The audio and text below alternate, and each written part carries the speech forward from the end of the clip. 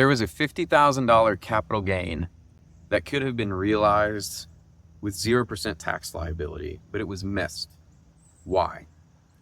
Hey everyone, I'm Andrew. I'm the owner of Lever Wealth Management. I'm also a CFA Charterholder and a CFP professional who's been working with ultra high net worth and high net worth investors for the last several years.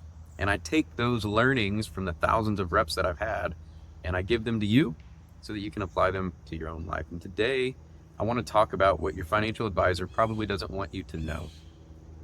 And that is that they have hundreds of people that are just like you and they really don't think about you that much.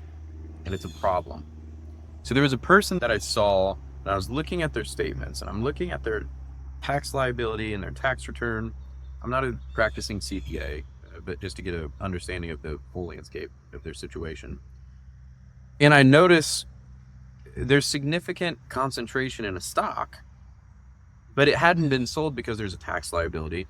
However, this person did not have a bad tax year before. Really very little earned income, if anything. I look back and I think, wow, they could have realized $50,000 of gain in the stock, which was $100,000 of the position. So you've reduced the risk of concentration in this one stock. And you realized the gain, but because they would have still been in the 12% income tax bracket from an AGI perspective, long-term capital gains are actually taxed at 0%. And they lived in a state where there is no state income tax. But it wasn't done. Most financial advisors have too many clients. They do. And people don't want to say it, but it's the truth. The average, from the statistics I've seen, the average financial advisor has 150 clients. Now, if you go to a lot of the larger banks or regional banks, you'll have anywhere from 300 to 500 clients, which at that point, you can't even really call them clients now, can you? How many people do you know well? It's not 150. It's not 300. Now, from an advice perspective, and this is what's interesting about retirement planning and financial planning, is you have to have a consistent cadence to the relationship, because these one-off situations happen where you go, oh, we should be realizing some capital gains here. Some things can be systematized, but others can't, and they just come up. In good planning can optimize an outcome. Well, when you have 150 or 200 people, you can meet with that many. I would argue you cannot do in-depth planning with that many. It reminds me of earlier this year, whenever my wife and I went to France, our kids got sick, and we went to see a doctor, just a general practice physician. It's the first doctor that I've seen outside of the United States. It was an odd experience because we go, it's I think a well-known doctor for that area. It was a million-person city. We go and see the doctor. They came and brought us back to the room. They took the vitals. They took the temperature. They did the intake form. They prescribed the medicine. They even checked us out. And some of it you could look at and say, well, that's an inefficient use of time if you're trying to optimize for seeing as many patients as you can.